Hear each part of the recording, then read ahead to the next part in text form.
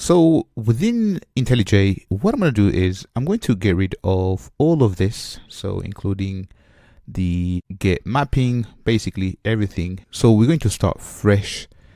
Let's just delete everything. And let's basically first start simple within this class. And then we will change things to use the n-tier architecture. So the first thing that I want to do is to create our model. So for this, we're not going to use records. And for this, and later when we use JPA, you'll see that we need an actual bean and fields cannot be final because the framework needs to mutate those.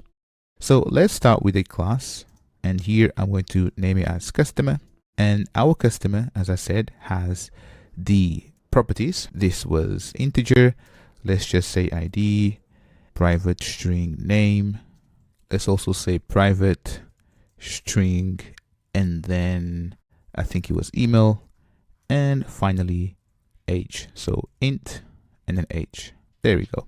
Okie dokie. So we have this class right here, which represents a customer, and from it we can create a bunch of customers, and those are the actual objects.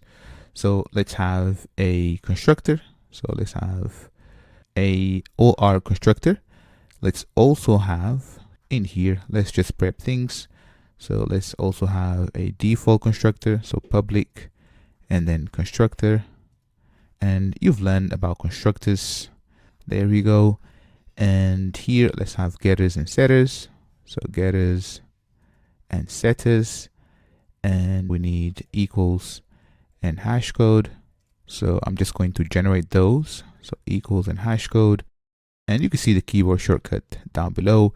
I've just pressed Control and then basically enter. So Control enter, and then I can access this wizard, and you can see here as well. And finally, to a string. So I'm just going to type to and then string. So you can see that all of this is actually boilerplate code.